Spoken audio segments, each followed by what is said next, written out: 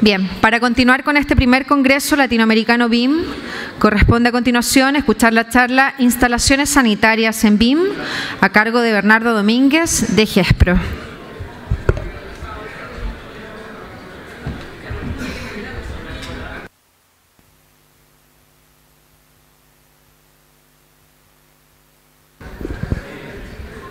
Listo con esa, ¿no? Botón derecho avanza y un puntero láser. Ahí se fue. Muy buenas tardes. Mi nombre es Bernardo Domínguez, soy gerente general y socio de GESPRO. Nosotros somos una empresa de instalaciones sanitarias.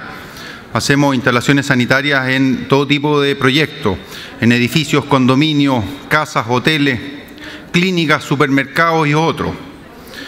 Una empresa de instalaciones sanitarias, hacemos alcantarillado, agua potable y gas, es básicamente una empresa de gaffiter. Más o menos tenemos a 100 personas y además hacemos diseño. Tenemos un equipo chiquitito de 4 personas en que hacemos diseño de proyectos en instalaciones sanitarias. Mi experiencia anterior es bien diversa. Yo además soy director en Inmobiliaria Fernández Wood y en la constructora Fernández Wood. Y antes de eso he tenido una experiencia bien diversa en rubros de la construcción, de la energía, del transporte, incluso del sector público. Dentro y fuera de Chile he trabajado. Estudié ingeniería civil y tengo especialidad en computación. Y hice un posgrado por ahí en finanzas también. A ver, lo que quiero responder hoy día es básicamente la misma estructura que han tenido todos los presentadores. ¿Cómo llegamos a las tecnologías BIM? ¿Cómo nos ha ido? ¿Estamos contentos? ¿Sí, no? ¿Y qué vemos para el futuro? Les voy a hablar principalmente desde nuestra experiencia como empresa y personal. Entonces va a ser a lo mejor muchas veces casos más bien puntuales y aplicables a los nuestros. Ustedes verán cómo toman esta experiencia y la aplican en sus respectivas empresas.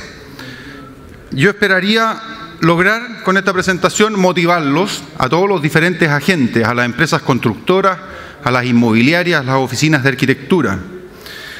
Esperaría también advertirle el tipo de dificultades con que se van a encontrar. Esto es un poco contradictorio con el primero, pero es súper importante. Me voy a gastar probablemente gran parte del tiempo en contarles dificultades. Les voy a contar, más que decirles lo que tienen que hacer, les voy a contar principalmente lo que no tienen que hacer. Y aquí se ha hablado mucho de, no solo de 3D, sino que de 4D, 5D, 6D, hasta 7D, escuché por ahí en una presentación ayer. Y esto es súper interesante porque nos muestra que hay mucho por hacer y que hay un sueño importante, pero yo no puedo evitar una sensación un poquito de abrumamiento. Yo me siento un poco abrumado. Yo veo que hay otros participantes que están volando a 10.000 metros de altura e incluso nos dan recomendaciones sobre qué hacer cuando se despresuriza la cabina y cómo conectarnos con el oxígeno y qué sé yo.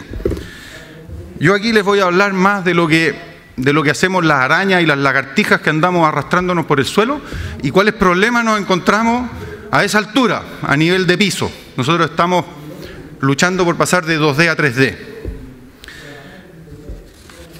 Y después, como tercer punto, es compartir una visión de dónde queremos llegar. Pues eso es lo más importante de todo, porque nosotros estamos convencidos de que en la medida en que uno comparte una visión, entonces puede ir resolviendo los detalles que van a saliendo por el camino. Así que les voy a contar cómo llegamos a la tecnología BIM. Y como todo el mundo, yo cuando estuve en la universidad tenía un ramo que se llamaba geometría descriptiva. Este ramo se hacía a mano, ¿no es cierto? Teníamos unas salas con tableros de dibujo y nos enseñaban a ocupar el Rapidograph y si uno se le chorreaba la tinta se sacaba peor o mejor nota en el trabajo. La sala completa se veía más o menos así.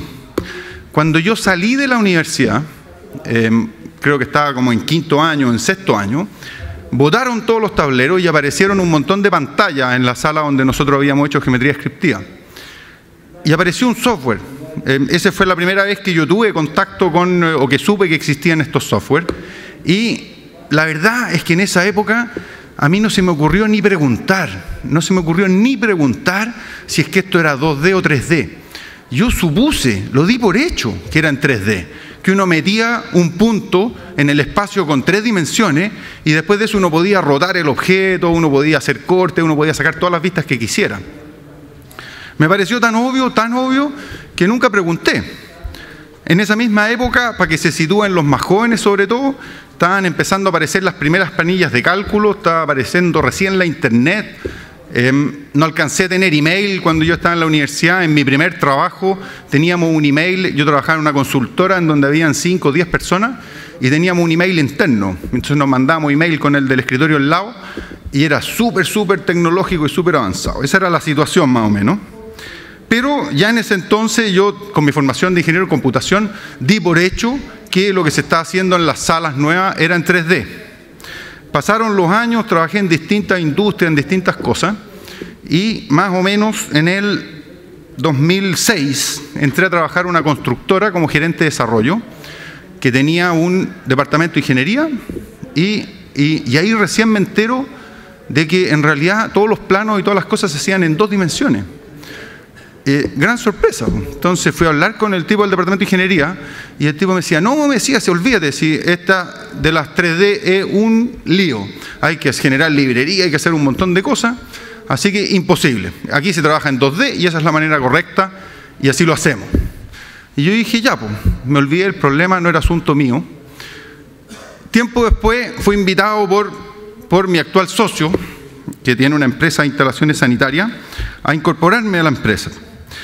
Y entonces ahí sí nos juntamos los dos. Me junté yo, que era este ingeniero que venía de computación y que le parecía que este tema del 3D es impresentable. O sea, yo creo que nosotros aquí probablemente somos todos profesionales y sigo pensando lo mismo. A mí me parece que es casi una vergüenza desde el punto de vista profesional que llevemos 30 años, 20 años trabajando con computadores y todavía estamos metiendo los puntos de la planta y los puntos de la elevación y no conversan entre ellos y a nadie parece importarle.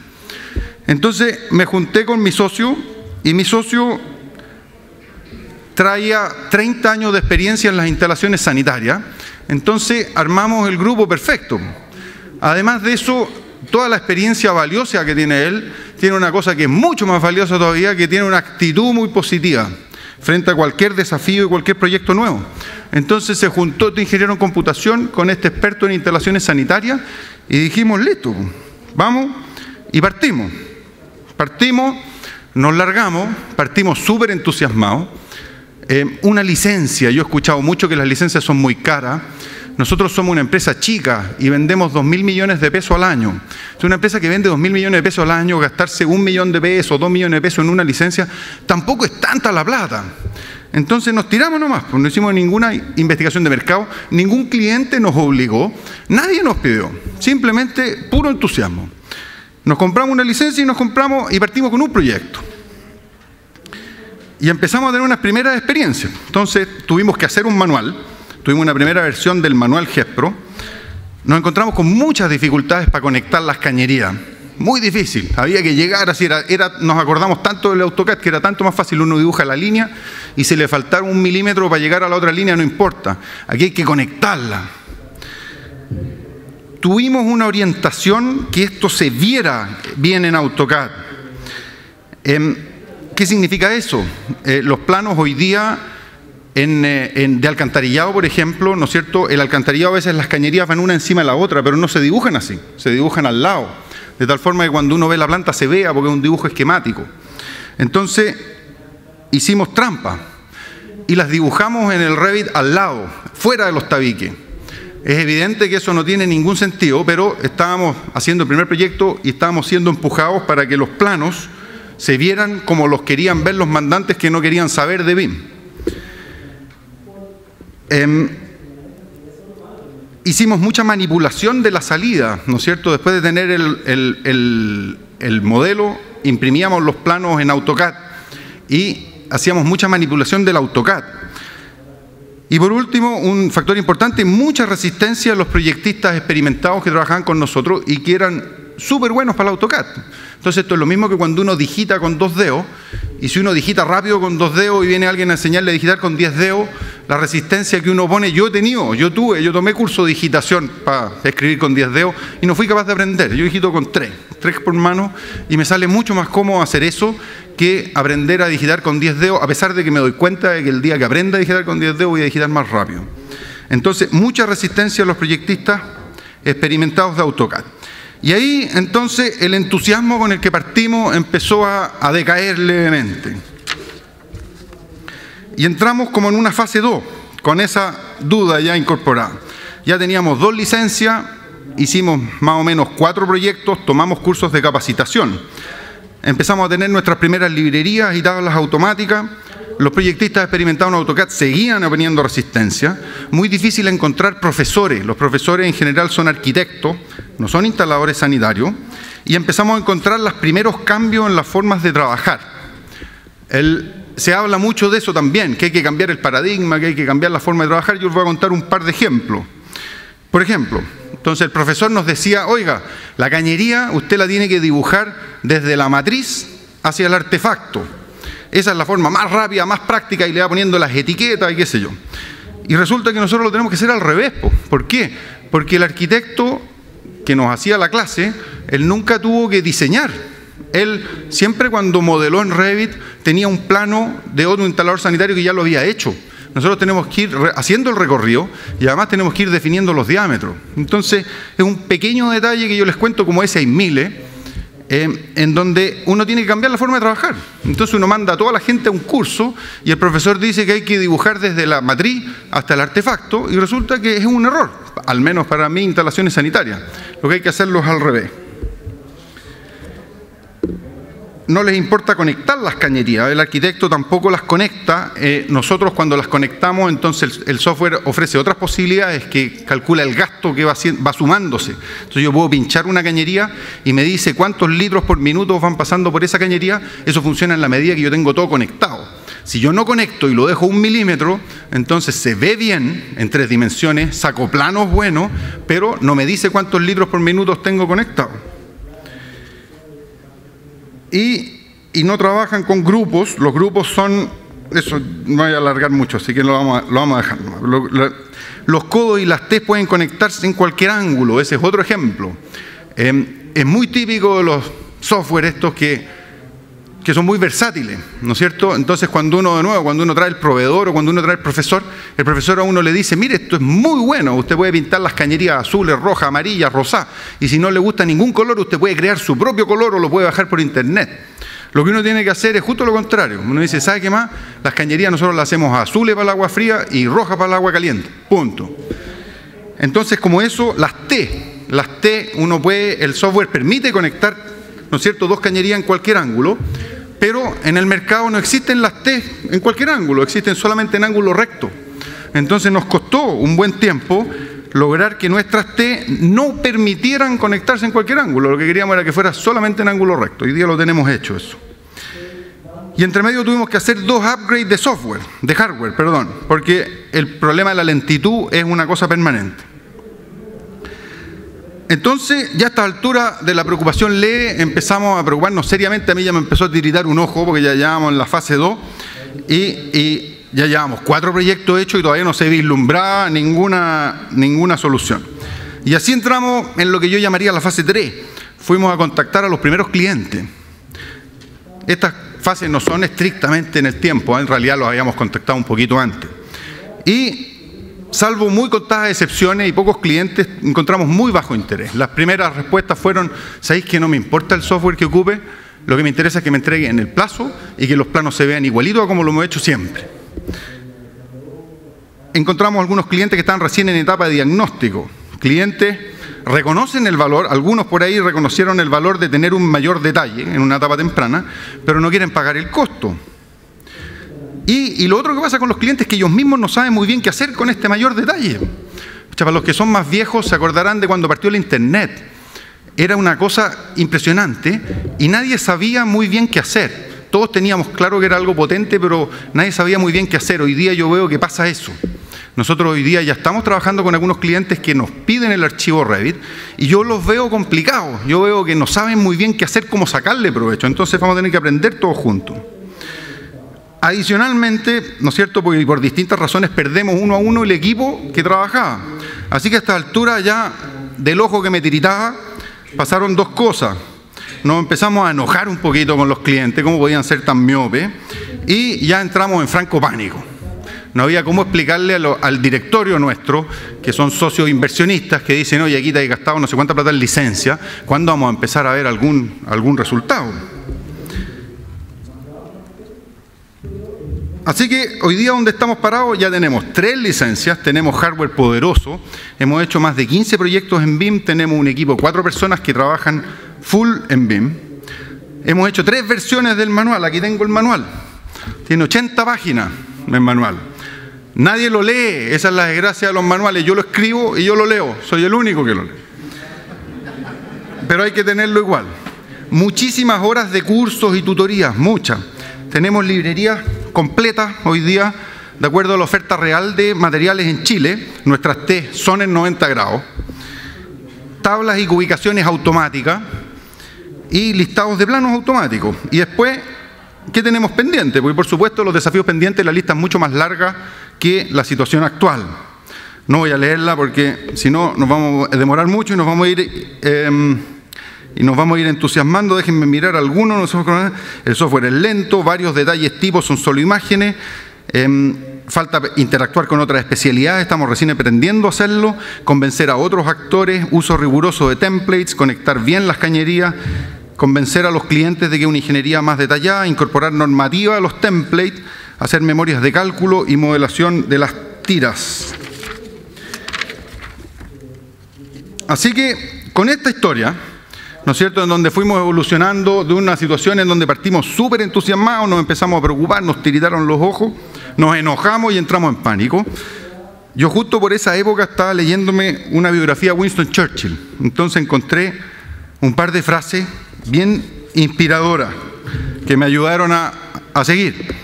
Success consists of going from failure to failure without loss of enthusiasm. El éxito consiste en ir de un fallo en otro, de un fracaso a otro, sin perder el entusiasmo. Después encontré otra frase del mismo Winston Churchill, que un poquitito más tenebrosa, pero que me inspiró también. If you are going through hell, keep going. Si tú estás atravesando un infierno, continúa avanzando. Me imagino que lo que le han dicho a los soldados cuando fueron a hacer el desembarco en Normandía. Y después, por último, encontré otra frase de Winston Churchill que es más simple que toda, que también me ha ayudado, que dice, never, never, never give up. La anécdota es que esa última fue un discurso que él dio cuando lo invitaron a hablar a la universidad o al colegio donde había egresado. Entonces llegó Winston Churchill, que era súper bueno para hablar, y ese fue el discurso. Se paró frente a todos y dijo, boys, I want to tell you, never, never, never give up. Así que con eso nos fuimos. Y entonces ahora paso a la tercera pregunta que dije que les iba a responder, ¿no es cierto? ¿Estamos contentos? Y en esto quiero ser tajante. Nosotros sí estamos contentos. Esto lo voy a repetir. ¿Estamos contentos? Sí. Es muy importante esto porque si no, no me invitan más después de la CDT a hablar. ¿Y qué vemos para el futuro? Ahora les voy a mostrar unos pocos ejemplos reales, ¿no es cierto? Para el futuro inmediato, nosotros hoy día estamos entregando una ingeniería más detallada. Nosotros podemos entregar cubicaciones, más que cubicaciones, podemos entregar listas de materiales. O sea, nosotros no solo podemos entregar los metros de las cañerías, sino que además podemos entregar un detalle de las piezas, las T, las reducciones, los codos. Nunca más revisar si suman las tablas correctas, ¿no es cierto? Cuando el arquitecto va el último día y me dice, oye, agregamos un baño en el piso 8, entonces yo no tengo que ir a revisar si el isométrico y los cuadros de VH y los cuadros de gasto, nos acordamos de incorporar el artefacto porque aparece solo. Podemos hoy día identificar y cuantificar las interferencias antes de construir y identificar y cuantificar las pasadas antes de construir. Déjenme mostrarle algunos ejemplos reales. Entregamos ingeniería más detallada. ¿Qué significa? Miren, este es un proyecto real. Esta es una reunión de coordinación a la que fuimos hace 2 semanas y el arquitecto detectó que teníamos una bajada de agua lluvia que pasaba por el cielo del balcón del piso de abajo.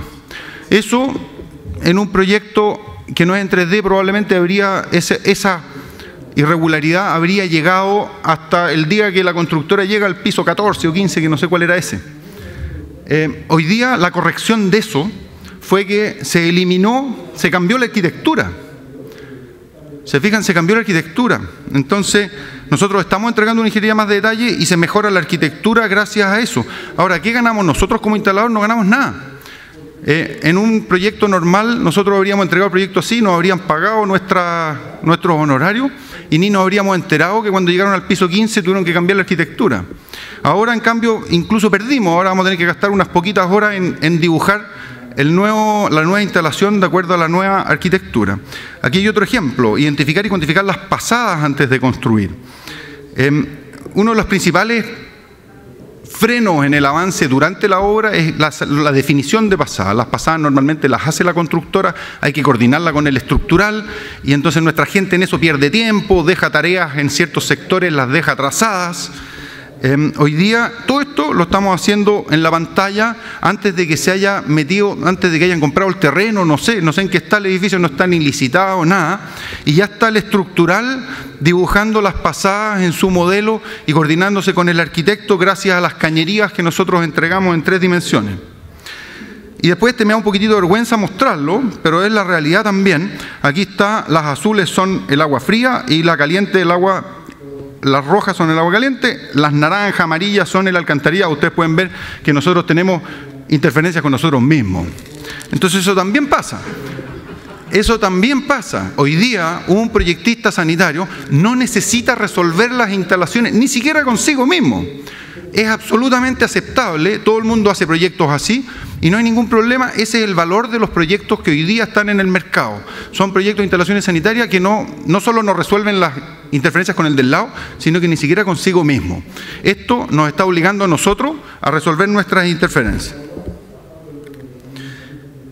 Y entonces, ¿qué es lo que hay?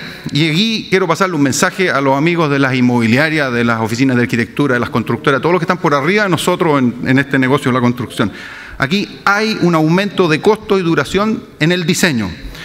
Y hay una disminución de costo y duración en la construcción. Yo acabo de escuchar una charla en la sala del lado, en donde mostraban una encuesta de la situación de BIM en Chile. Y entonces mostraba que los arquitectos y los estructurales están relativamente contentos con el BIM. En cambio, los instaladores están más o menos, no estaban tan contentos. La lectura que yo le doy a eso no es que los instaladores seamos unos miopes que no queremos subirnos a la tecnología, qué sé yo, sino que es la realidad. La realidad es que hoy día hacer proyectos en BIM va a ser una ingeniería más detallada y que no estamos capturando ninguno de esos beneficios y el mercado lo está diciendo. O sea, he escuchado en todas las presentaciones que faltan instaladores sanitarios, instaladores eléctricos, instaladores de clima que se suban al BIM. Por algo es. No se obtiene ningún beneficio. Entonces, el costo de esa ingeniería va a subir y por lo tanto lo que los mandantes van a tener que pagar por esa ingeniería va a subir. Ahora, cada uno tiene que hacer su propio cálculo.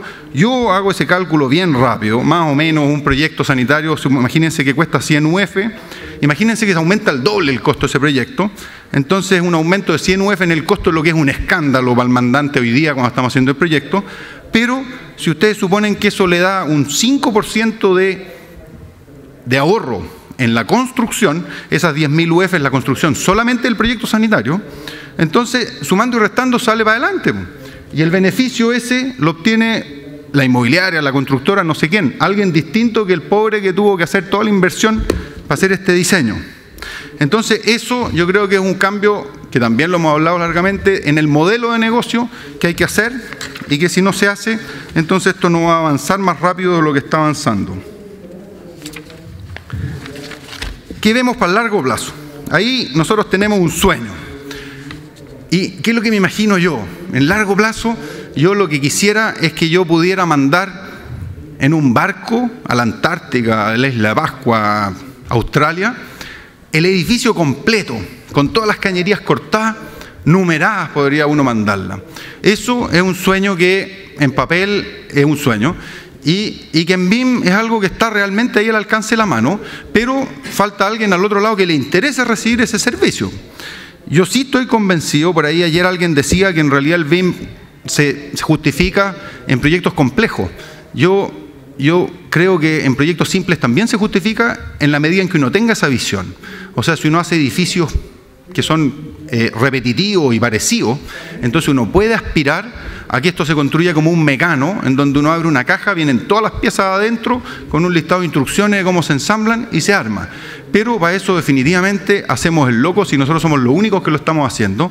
Entonces se requiere de un mandante que tenga la misma visión y que le exija lo mismo a todos los demás. Ese es nuestro sueño en el largo plazo, lo demás es un poco de detalle, pero básicamente es esa. Eso es todo. Para cerrar, yo quisiera decir que nosotros somos, voy a contar una última anécdota que me queda un ratito, nosotros somos BIM nativos, como me dijo por ahí un arquitecto un día que lo conocí. Es decir, nosotros diseñamos directamente en el sistema y no hacemos planos en papel que después otro tiene que trasfasijar a algún modelo BIM. Lo vi reflejado muy claramente con este mismo proyecto en donde estamos entregando modelos en Revit. Entonces, nuestro mandante contrató a unos consultores españoles. Y entonces estábamos en la reunión de coordinación y el español nos mostró todas estas interferencias que yo les mostraba. Y todo el rato me decía, bueno, pues que esto no sé si el problema es de diseño o de modelado. Y después pasaba la reunión y después de nuevo me decía, bueno, puede que sea un problema de modelado. Y hasta que yo al final le dije, bueno, ¿qué es un problema de modelado? Bueno, que se equivocaron cuando traspasaron de los planos al sistema BIM. Pero si nosotros no hacemos eso, si nosotros lo hacemos directo en el sistema BIM, entonces no es un problema de modelado, no, es una interferencia real, es un problema de diseño. O sea, una mala noticia, pero ahí me di cuenta que